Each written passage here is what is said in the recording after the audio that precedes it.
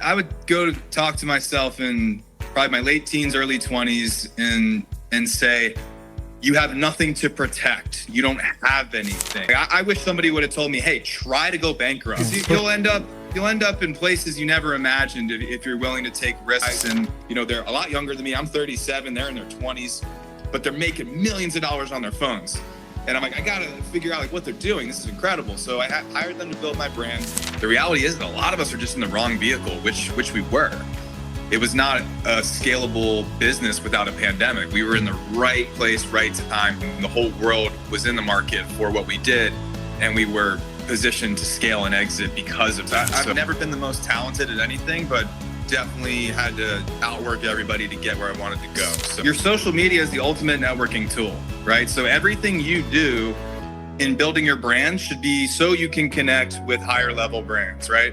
So this is just the reality is that unless you are a full-time creator, it's what you're excellent at, and you're a top 0.1% creator, you're not gonna grow on Instagram or TikTok or anywhere. So if you're an entrepreneur and you wanna have a brand presence, you're gonna need to use money to put behind strategies to build a brand. And 90% of what you fear isn't gonna happen. And you will have challenges, you will have to work your ass off. It'll be stressful, painful, all these things, but by not doing that, you lose by default.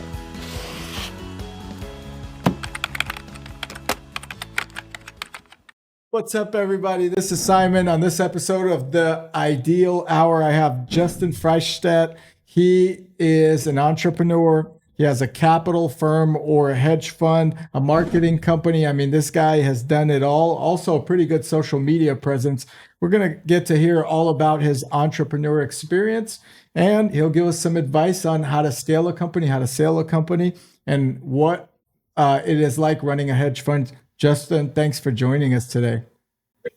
Yeah, it's great to be here. I'm excited to dive into all this. All right, my man. So let's start with Heartland Foods. All right. That's a company you scaled to multi-million in revenue. You could share how many it is. And then you obviously sold it. So you had an exit. What was that like? And that a lot of entrepreneurs don't get that to do that. You know what I mean? So how did you do that? What was it like? And give us a little bit about Heartland Foods. Yeah, the exit was kind of a perfect marriage of timing and market forces. Learned a ton with that. Sometimes you kind of doubt your skills, your ability to execute your business. And the reality is that a lot of us are just in the wrong vehicle, which we were. It was not a scalable business without a pandemic. We were in the right place, right time. The whole world was in the market for what we did, and we were positioned to scale and exit because of that. So I think that's the biggest lesson I got from that is pick a vehicle where people are in the market. You still have to do marketing, you still have to spend money, but if you have to create your market, it's going to be a very difficult road. So that's kind of the lesson on the back end of it. But it was a family business. It was the first thing I ever did. Growing up, I watched my dad scale businesses, exits, all that good stuff, the hardship of losing everything. I got to be a fly on the wall for that in my childhood, which I think in hindsight is a great head start in a way, if you get to experience that as a child. So, but when you're a kid, you're a big victim mentality person and blaming your parents for putting you through all that stuff. So that's kind of how it got started. I dropped out of college. My dad was in startup mode. I was like, do I want to go do my own thing? Do I want to dive into this family business? And yeah, we built the whole thing together. It took about 15 years. What were you in college for? What were you studying? I was studying music and audio engineering. Okay. I had a huge passion for music, and I was a hockey player. That was the only thing that got me into college was the hockey scholarship with my 1.9 GPA. So yeah, and I just wasn't doing the work in terms of I was failing my classes, but I didn't know it yet that I was meant to be an entrepreneur. But I was like, oh, I got this recording studio where I'm supposed to do all my work. I wasn't doing that. I was finding all the rappers on campus that wanted to pay me by the hour to record their albums. That's funny. So, did you produce any hits out there or what? Did you make someone famous? No, I thought they were great, but wasn't great at marketing at the time. It's a tough business. I've had a chance to interview some rappers on the podcast. All right. So entrepreneur dropped out. Now hockey's a tough sport. I mean, I wish sometimes in the NBA they would allow a hockey moment. You know what I mean? That would be cool. Yeah. Because there's always this, Yeah. shoving and pushing. But you got to be a tough guy in hockey. So you definitely had a good work ethic, I would imagine, and probably a little fearless in that regard. Definitely built those skills. I've never been the most talented at anything, but definitely had to outwork everybody to get where I wanted to go. So I remember being 10, 12 years old. I couldn't even get my friends to practice with me as much as I wanted to. So it was just, me in the basement, the net, the hockey stick, and the puck, just obsessive. It was like, I'm going to the NHL, and that was the only mission I had. And then eventually, genetics and other things. There was no amount of hard work that was going to put me there, just because I wasn't fast enough. Even though I did have a 95 mile an hour slap shot. Oh, wow. Which a lot of guys in the NHL don't have that, but they have a physical skill that is needed at that level. So it's kind of like role players in the NFL, all different shapes and sizes. Do you still try to do like pickup games in hockey, or is that kind of hard because of the ice component? Is there places you can do that? Yeah. Okay. I played men's league up until about 3 years ago. One day I just kind of woke up and was like, I just lost the passion for it. But it was also sort of at every level up in business, it's been something I needed to get rid of that allowed space for the next level. And, playing hockey 2-3 days a week and then hanging out in the parking lot till 2 a.m. drinking beers with the boys was not very congruent with, what it was going to take to build a new business. So when we exited Heartland Foods, I knew I had to dive in and I put that hobby on the back burner in the short term. You know what, to your point, and entrepreneurs listening out there, that's probably one of the biggest things that Justin told us is you have to make room for growth. And if you're doing too many things at the same time or not, it really slows down the growth or focus on what that you could scale. So, all right. So you went from there selling Heartland Foods, your parents, the family's happy. Then you built Kern's Marketing, and I've seen the Instagram page, and then there's also Kern's Capital. Let's get into both of those companies and give us a reason why marketing, and then why, hedge fund equity and capital. Yeah. So the relationship started when, it was a surprise exit. It really came out of nowhere. This was going to be our family business forever. And, the business just launched overnight with the pandemic, and it's now, okay, we're selling this thing. I got to completely figure out what I'm going to do. So I'd never really been a networking guy or an events guy. Hadn't done any of that. And I was like, I got to go figure out like what's out there in the world. And by doing that, I realized how big the world really is and how much opportunity there is and just how many people there are that are doing incredible things. And one of the guys I met at an event, he had this marketing business, and I knew I needed to build a personal brand. So I actually hired them to build my brand. So that's how that relationship got started. And just like with everything, I remember going to that event. There's 100 people in the room, and what, like nobody takes action, right? I'm the only guy that did it, right? In terms of anybody in that room could have ended up partnering with these guys, but they didn't do the work, right? And that's just a theme I see constantly. But I was like, these are the guys, they're a lot younger than me. I'm 37, they're in their 20s, but they're making millions of dollars on their phones. And I'm like, I got to figure out like what they're doing. This is incredible. So I hired them to build my brand. I thought I was going to stay in the health and wellness space. So I started a coaching company, and they helped me with that in terms of building the brand, the content, and just learning how to build a brand on social media.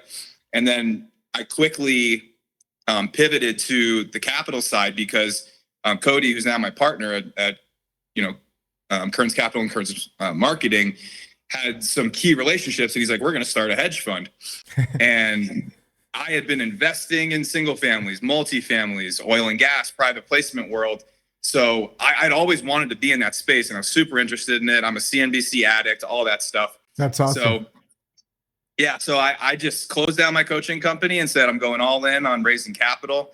And that's how that was born. So both of those businesses work really well together. At our school, kids' school, every $10+ million homeowner has a hedge fund. So you're in a good space. Let's talk a little bit about Heartland. Did you guys, let's say someone's out there listening, they want to sell their company. Were you guys pitching a sale? Were you shopping around for a buyer, or they came to you? And what did you learn from that sale? Yeah, they came to us, and that was a big surprise because the business was not, you couldn't sell a business like that. Really thin margins, difficult marketing, difficult operations, walk-in freezers, trucks on the road. If there are 30 employees, you can be doing 10 million in sales and barely profitable, right? So, that's the biggest lesson on the back end. And then what that does is when you don't have great margins in your product, you can't spend money on marketing. You can't invest in the systems you need to scale.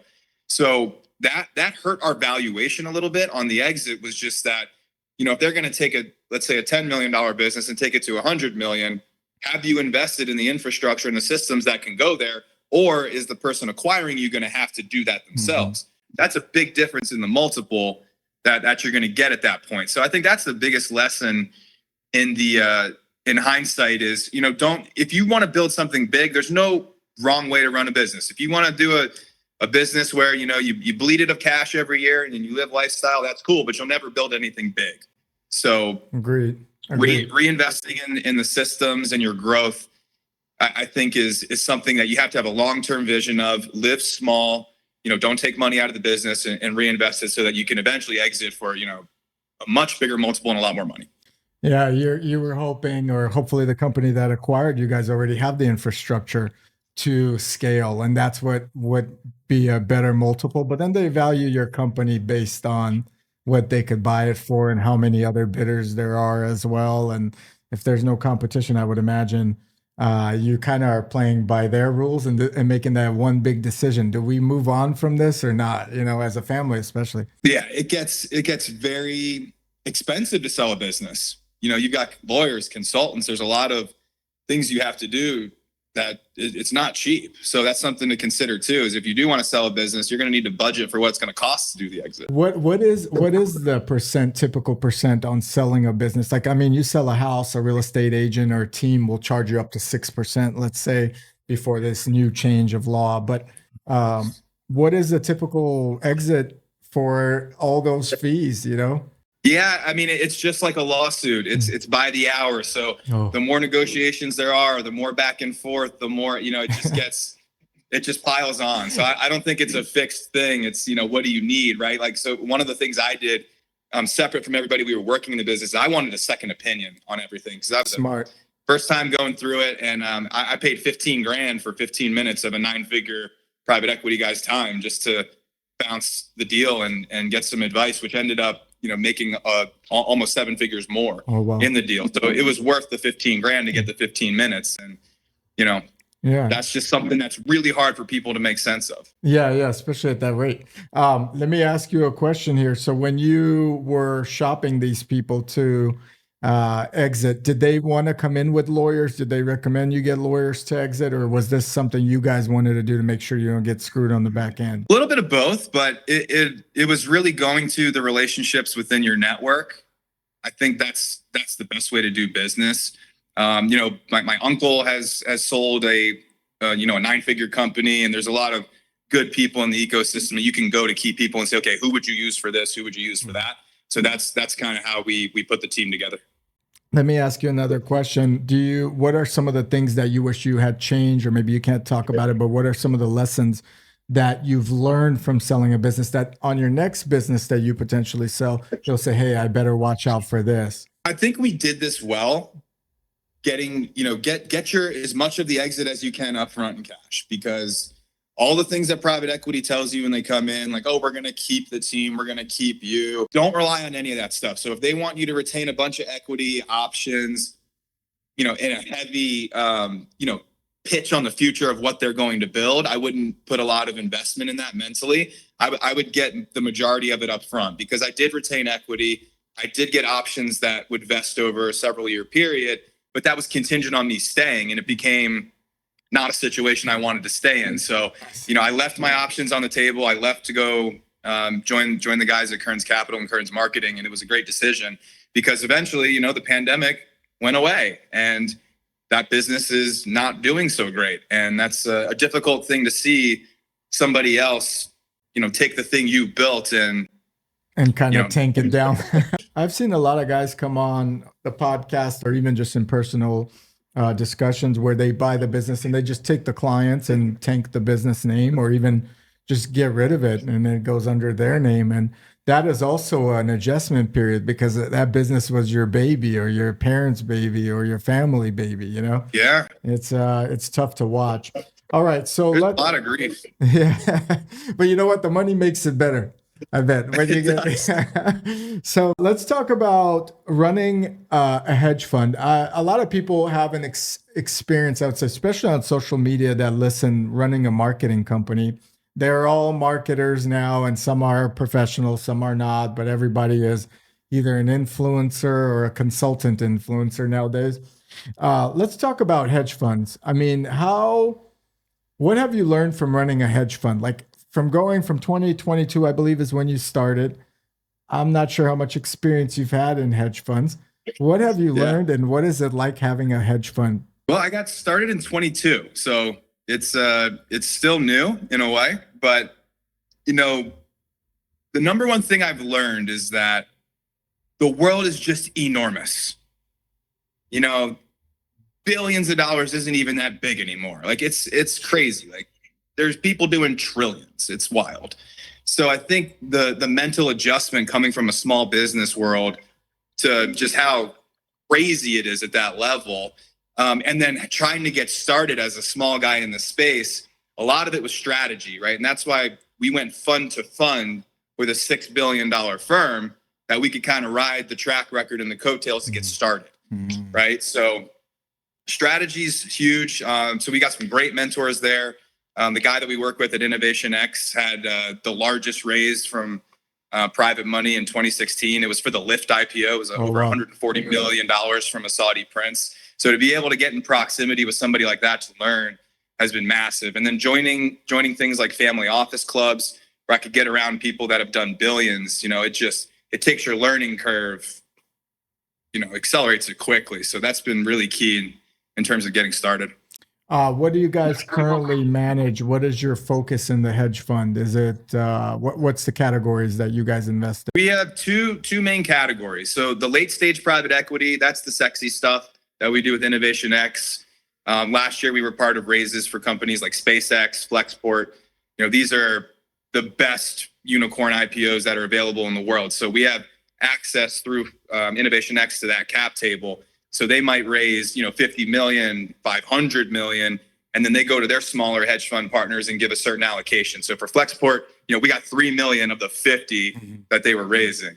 As far as what is your goal? Like if you were to give advice to the entrepreneur out there that's kind of starting a business, would you say focus on, you know, starting a hedge fund? Would you say focus on a marketing company, a heavy inventory company such as a food company? You know, like what would you say? Hey, I'm not doing that again, but this is probably the future where I want to be at. Yeah, you got to lean into whatever your identity is. So the answer to that question is going to be different from human to human. I stick to what I'm good at. I am not delusional at all about the things I suck at. I'm never going to be in the operations side of anything. I'm never going to be the guy managing the money, let's say, but I'm going to be out building the relationships, bringing the capital in. And the beautiful thing about that is when I started in door-to-door sales, you know, like I had to build a muscle at that level, play where I was, which was door knocking. And then you get better. You're working on to higher deals. I think most people will max out, become the big fish in the pond, and then coast, right? So I was looking for a bigger game. Instead of 3 to 5,000, maybe 10 at the most door-to-door. Now I'm having conversations where the minimum's 100,000. Right. I mean, I've raised over $1 million from a person in less than 30 minutes before. Like that's a pretty cool experience. Yeah, that's a serious accomplishment. You know, to Justin's point, I'll say, know what you're good at and hire better than you are at anything else, or let them run with it, because you can't do everything. I think that's the big thing for an entrepreneur. We're often the administrator, the person that picks up the phone, the one drafting or reading a contract, and et cetera, et cetera.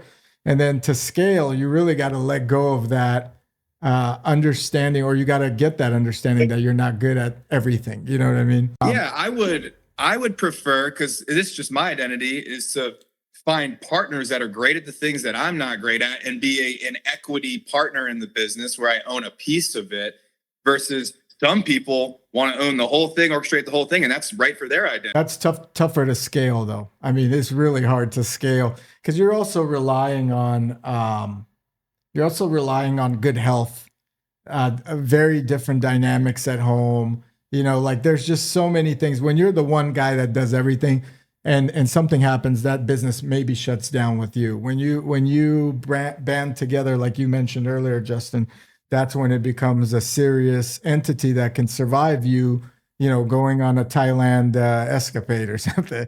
So let's talk about investing. Where do you see the market currently at now? What do you think is happening? I know Trump's coming in, the stocks were soaring. Thank God for that. Crypto's been through the roof. I don't know if you guys touch crypto or what your thoughts are on it, but maybe you could give a little perspective on markets, what to look out for, what to consider, and what do you see in the near future? Yeah, we have a very interesting dynamic right now with the markets. And the number one thing that I'm looking at is the divergence of the Fed and bonds. Mm-hmm. It doesn't make much sense on the surface if the Fed's cutting interest rates. Like today, we had a 25 basis point cut, but bonds are selling off. It should be going the opposite direction. The yield should be coming down. And that's not what we're seeing. So it could be a factor of a bunch of different things. The smart money thinks inflation is going to come back with the Fed cuts. So they're not buying bonds, they're selling bonds. But that inverse correlation is very interesting. It could be the national debt's the issue. The smartest people that I talk to think we're overextended. We're due for a correction or a crash. Wow. So I think you will probably at this point. I think the risk is definitely to the downside. We have had a massive run up in equities, the AI craze of valuations, crypto, all of these things. It's always a cycle. So I just kind of look at, when everybody's posting on social media again about their crypto, it's usually time to get out. That's true. You've missed the rush. If everybody is buying, you should be selling. That's kind of the rule. Let me ask you a question. Trump has been really going into a high tariff, and I think that may affect the economy in some bit, given the fact that they want to pay off their debt, but that could also lead to higher costs. I do think, it's a wise move if you raise the tariffs but lower the people's taxes, for example. You could kind of offset it. But what are your thoughts on tariffs? Do you think it's going to also affect the market? Yeah, I think kind of like what you just said, there's an offset there, but I think it's mostly a strategic move that won't really play out. It's kind of a way to force, bringing things home. I think that's the bigger thing. If you've got an auto plant in Mexico and it's going to be more expensive to manufacture the cars there, you're going to bring your plant back to the U.S. I think that's kind of what he's doing with that is trying to force, companies to bring things home and then also repatriate the money with lower tax rates. That's a question I ask people all the time, and they always get it wrong. Is like, are we going to have more tax revenue with higher rates or lower rates? Everyone's like, oh, well, higher rates, of course. Yeah. But then the big companies won't bring their money in, and we'll actually have lower revenue. So higher rates are just, in my opinion, are a killer of economy. It's a slowdown of everything you're doing. Yes, there's a balance here and there, but at the end of the day, if it costs you more to get money to pay or invest in your own business, you're going to hire less people. It's just it's a simple numbers game. You're going to hire less people. You're going to invest less into the market, into the community, into products and so forth. And I'm looking forward to rates coming down, just because if you do it properly, you could really leverage purchases based on rates, even acquisitions of companies. I hope you agree with that in somewhat sense. I do. Okay, good. I really do, because I think that'll also help with, if we've got lower tax rates, lower rates, companies can afford to pay their people more. And that's really what we need is the wage inflation to catch up to the cost of goods. Yep, you're right. That's another point. And you would know, because in the foods market, the cost of food has gone through the roof, and I don't see a slowdown. That's the crazy thing about it. I just don't. Do you see food prices ever coming down? I mean, you guys were in that business. No, I mean, I think, once the price goes to a certain level, it might come down a little bit, but it becomes a new standard. But the other thing about Trump is we're going to get lower energy costs, and that at the front end of the supply chain is so important to these companies, right? Like the shipping cost, what we had to pay for shipping during inflation, we almost couldn't even do service tickets anymore because of how much it costs. We're losing money on shipping.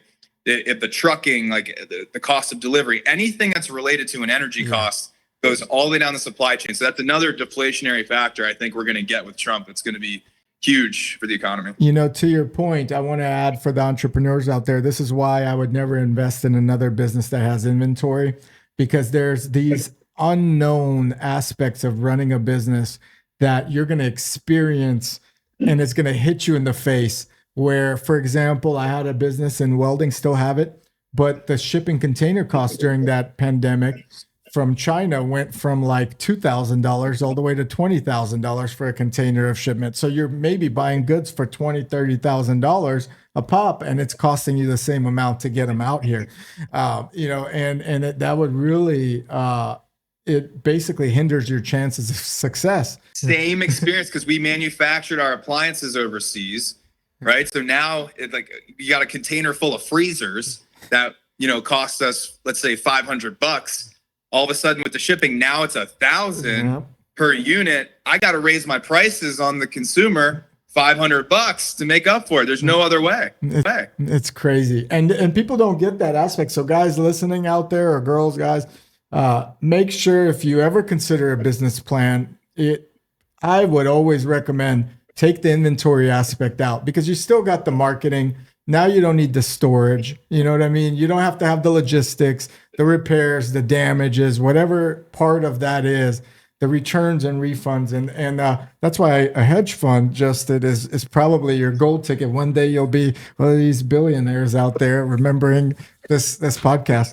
Yeah. I mean, what a business that has 100% margins, right? I mean, other than just the basic operational cost, there's no physical delivery of anything. I've seen a lot of hedge funds, which is also scary. So people that invest need to really do their research on the hedge fund and the partners and all that, and where the money is being kept. Just out there giving advice. But I've seen these guys run these hedge funds, and before, when I was looking for one to kind of partner up with or whatever, I'd say, hey, let's meet. And then I'd go into a CoSpaces or like a WeWork. And I'm like, how much money are you running at this place? And it's like, it's a little bit shocking because that guy could pick up and leave and you wouldn't know. And it's not saying that's a bad thing or that guy is a bad person or that company won't grow. But you really got to do your research on anyone you invest in and with. And I'm sure on the hedge fund side, you're doing that to make sure your client's money is not wasted. And guess what? Things will still go wrong. It's kind of nice, the timing of this podcast, because now I can talk about something we've been going through the last 17 months.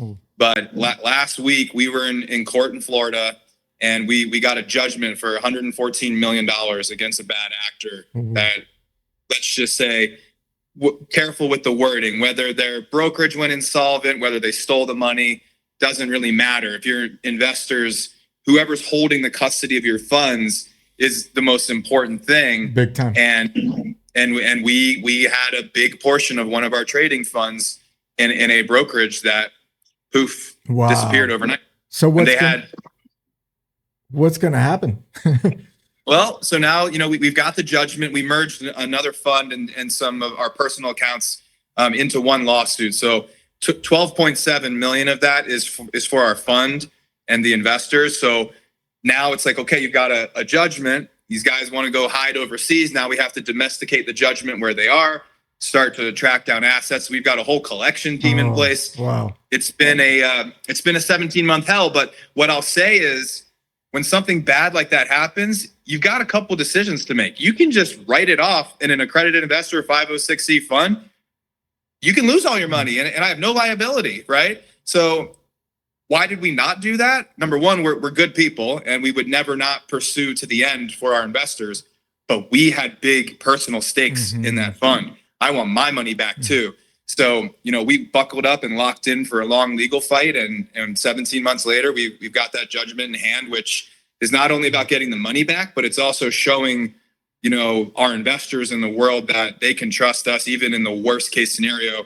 We don't bend, we don't break, and we fight to the end for them. Let me ask you, so these hedge funds, even the smaller ones, are they typically holding the money in some escrow account, or is like Charles Schwab holding the money?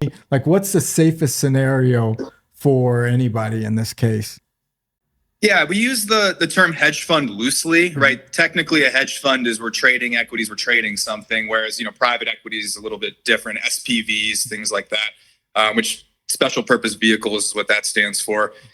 So yeah, the custody of funds is huge, right? So if there's something good to say about what happened in that fund, is not all the money was with that brokerage. We also had Forte Capital, a $5 billion institution trading in equities. Their custodian's Fidelity, 11 trillion. That's the most solid brokerage in the world.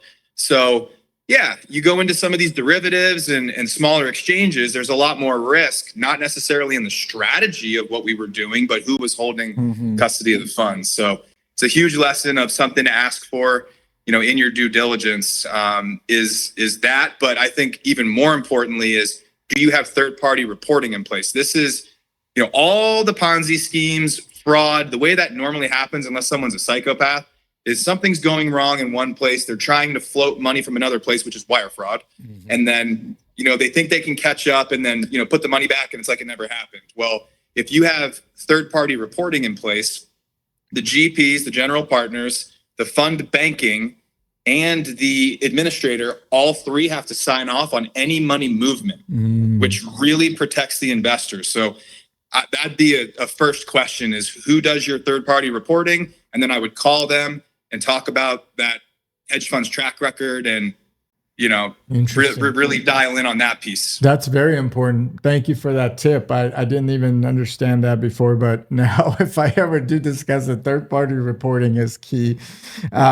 All right, so let's talk about social media. You mentioned earlier you hired someone to build your personal brand. At that point, you didn't know what you wanted to do. You were thinking, maybe I'll be one of these online coaches.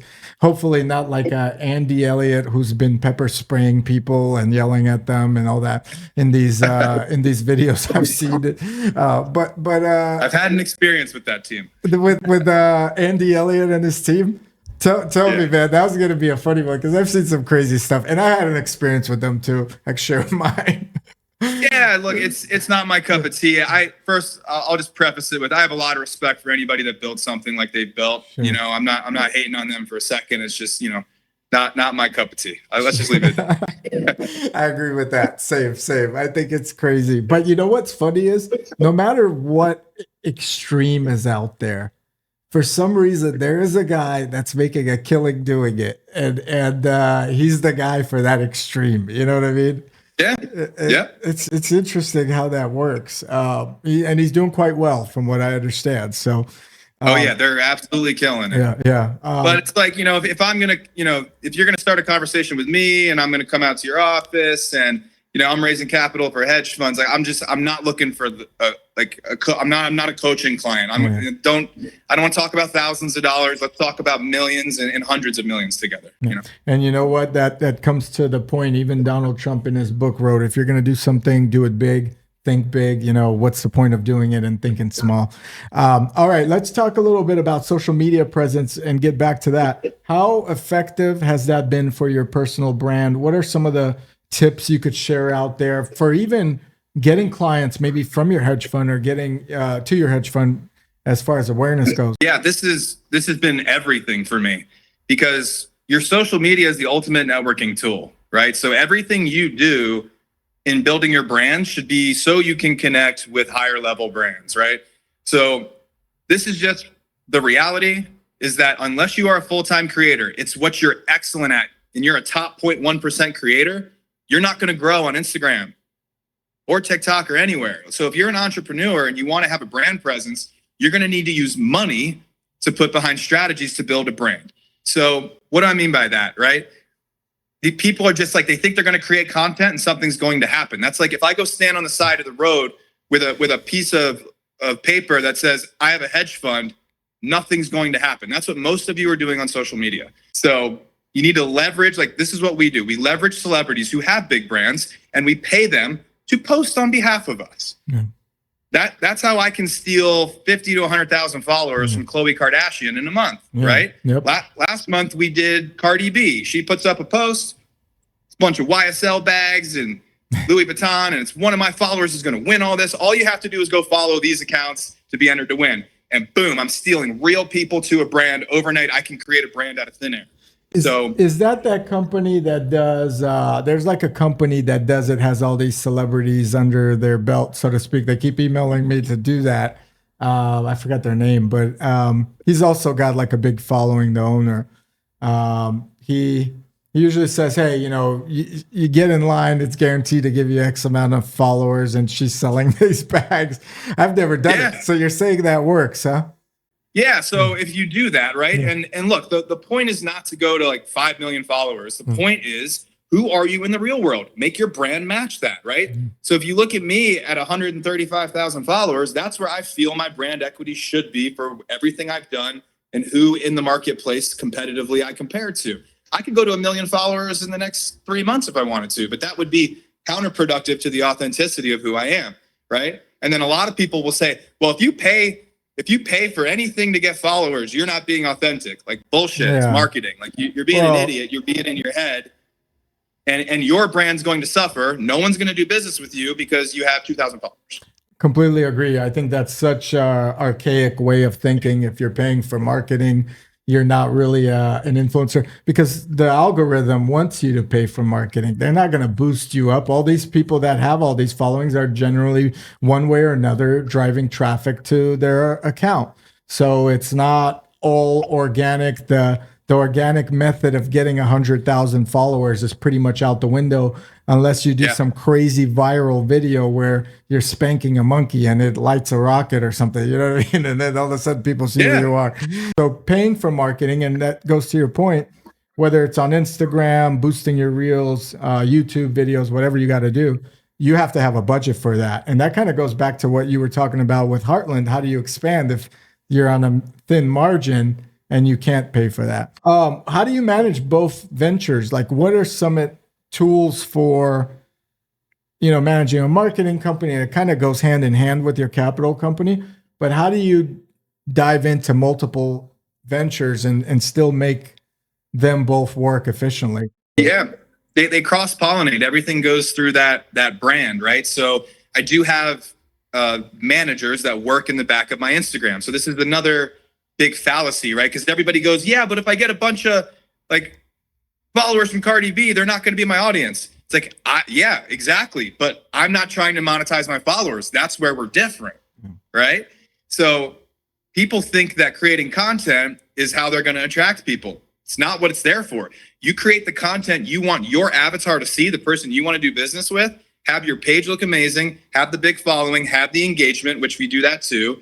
Big networks of influencers that'll guarantee engagement on everything you post. And then we go and prospect in the DMs. We go search for exactly who the avatar is. We're going to follow that person. We're going to go to their page. We're going to like something. We're going to comment on their content. We're going to support them. We're going to like their stories. And then we're going to send them a direct message. You do 25 of those a day. And now you're pulling the right avatar into a credible brand that will turn into monetization. That's the path. That's what we teach. We can do it for anyone. And I'm doing it for myself. That's how I raised $10 million through my Instagram. And it wasn't, and that, I did that in 11 months, by the way, and I'd never raised capital before. So I knew the right strategy, and raising capital is different than like selling your $5,000 course, right? So I'm not sending direct messages to accredited investors and saying, do you want to invest? I'm sending direct messages to all the podcasts that are in that space so that I can go leverage other people's stages where people can see me in long form content, come to the page and follow, and then they monetize after that. Wonderful. Yeah, that sounds like a strategy. And long form content's great too, because you could cut it and edit it and have key phrases. All right. Work-life balance. You got a lot going on. You had this big lawsuit, which you won. You played hockey before. How do you stay in shape? What are you doing out there, and how important is it to your success? Yeah, I'm a psycho on the health side of things. I'm deep in the biohacking. I work with a great HRT doc. We do blood work every 3 months. I'm on the peptide train of, BPC 157. It really depends, right? Because every time I do my blood work, it's like if the testosterone's not where it needs to be, we're going to raise that or lower it. Same thing with the estrogen's too high. We're going to pull that down with a blocker. Or if my IGF isn't where it needs to be, there's a peptide for that. There's a peptide for everything. Yeah. So, that's key in terms of getting your system optimized, because a lot of people look, if your hormones are jacked up, you can eat healthy, you can work out as much as you want. You're not going to move the needle. So I think that's actually more important than everything else, is getting that part of your health right. And you should, if you're somebody that has a new car and a house and you go on vacations, but you won't spend the money on that, you got it backwards. So definitely invest in that. But yeah, I'm a daily gym every day, 1 or 2 days a week off. I've got the infrared sauna in the garage, the cold plunge. What's your temperature on the cold plunge? Mine only gets down like 42, but from what I've understood, anything under 50 is effective. That's what they say. I would do it at like 35, which is, I think 28 is freezing, or around 30, or you see ice floating, but I stopped doing it after a while. It's tough to keep going with it. Yeah, I'm doing 3.5 minutes at 42. That's a lot. And that's after the infrared sauna. Get out of the sauna, in there, and then the workout. Like, the order matters. You got kids? No kids, just 2 Akitas, dogs. Okay, those are children. But yeah, that you know what? It's funny. People that don't have kids, I always tell them, it's really tough to keep rhythm, with children, because they get sick, you can't sleep at night and so forth. But dogs are like kids too. So good for you. All right. Let's talk a little bit about future plans for you, and then we'll wrap up the podcast. Again, truly appreciate your time, Justin. I know it's great to be here. I'm really excited about a fund that we launched. So what it is, it's a swing trading equities fund, but it's hedged with real estate development, which is really cool. I haven't seen products like that. So we've been building single family homes in South Florida with a builder that's done over 2,000 units. They're around 400,000, so they're very affordable. So even in a recession, where in South Florida? Curious. Sorry to interrupt. What's it called? LaBelle is one of the areas. So yeah, it's like if you're in Fort Lauderdale-ish, you're going, or like Boca area, you're an hour inland. Okay. Interesting. Okay. So you're out there. 400,000 is pretty good for Florida. Yeah. And it's a rent to own model with the builder, right? So not all of it. Sometimes they sell them, but whatever. But the point is that the builder is going to refi us out within 6 months on every single deal, regardless of the market. So that's key in terms of return of capital timelines. The biggest issue in real estate is the exit on the back end, right? So we have that running like clockwork. So we're going to put 20% of the fund in these new builds that print 24%, right? So if the other part of the portfolio that's in swing trading, let's say, let's use the S&P to make it simple, but if the S&P is up 10% and then 20% of the fund's up 24, we're going to beat the market. And if the market's down 10%, we've got, 24% return over here, and we're going to beat, the downside risk. So that's a really cool product that I think is going to do really well. I think real estate's a great product for investment, period. And Florida's a great place for it. I mean, if you were saying, hey, I'm investing in California, I'd tell you guys are in trouble. But Florida and states like that where, they're not ultra pro tenants and laws that cater to just tenants are actually great investments. I think Cardone Capital, for example, does a very similar thing where they're building these out. I think they funded themselves, but they are also picking Florida or Texas or places where, they have some say. Yeah, no, I just have a lot of experience with multifamily. I've got projects in Houston, San Antonio, one in Atlanta. And to your point, the Atlanta property is in a very liberal county, and we can't get evictions done. We've got over 100,000 a month in negative NOI that we can't get these people out. So that's just a great point. Just invest in conservative states. I had a family friend that owns, we're in California, but I have a family friend that owns a lot of buildings alongside a very nice prominent area here, probably like a $300-400 million portfolio of his own family buildings. And he called me the other day and he's like, Simon, you're near San Francisco. He's like, I know, I thought of you right away. I'm like, what? What's going on, Ron? He goes, I have this house. It's worth $3 million in San Francisco. I've been renting it, but I can't kick these guys out. I'm tied up in legal fees and lawsuits. They're trashing the place. They're doing drugs in there. Now it's a liability. He's like, I'll sell it to you right now for $1 million. It's valued at $3 million. He's like, but you got to deal with these guys. And I said, listen, Rod, those days are over. I can't deal with people the way I used to. And I said to him, what are you going to do? So he's like, hey, I'm just going to dump it and write it off as a loss, as a donation, and take $3 million off my taxes because there's no other way to deal with people out here. In these Unbelievable. areas. Yeah, it's crazy. And in your case, would you consider, what would you do in your Atlanta property as an experienced landlord, so to speak? I mean, there's things you can do to fix when your NOI goes negative, you can go to the county or the state and renegotiate your taxes. I mean, like we're talking about a $30 million building. So that's a big swing in taxes. So yeah, you just gotta look where you can add value in other parts of the property to raise rents, to compensate and just ride it out. I mean, real estate's, time usually heals everything if you can hold on. Personally, do you own a lot on your own, like properties for passive income? Is that something that you're interested in, or would you recommend that? Yeah, I took the majority of the capital I got from that, and I dumped it into multifamily for, number one, the depreciation for taxes, to get rid, it was a big tax bill. So we wanted to do that. And I like the passive income and also the safety for myself, because I just know myself. I don't want to have the majority of my money in something where I can click a button, because I just get emotional. That's why I'm not the trader, right? If you come into these funds, I'm not trading the money, right? Another thing I know about myself. So I'm like, I'm going to put this in long, stable, cash flowing assets. The one thing I would have done differently is I would have kept more liquidity. I would have, because a lot of we exited at the top and then I rolled it into real estate at the top. So, a lot of those properties aren't cash flowing right now. Yeah. And you can't pull money out because they're not. Right. Yeah. So you could end up having, millions of dollars and feeling very poor in terms of cash. Yeah. I've talked to people like that too. It's interesting how that works, especially on a downturn. They could have so much, unless you sell, and then you could write off some of the debt or get your loans back out to the banks or to the new buyer, and then have some money left over possibly. But who wants to sell? That's the whole point of the investment, All right. If you could go back in time and give yourself a piece of advice, any point in your life, what would that be and when? Yeah, I love that question. I would go to talk to myself in probably my late teens, early 20s and say, you have nothing to protect. You don't have anything. Take as much risk as possible. Fail a lot.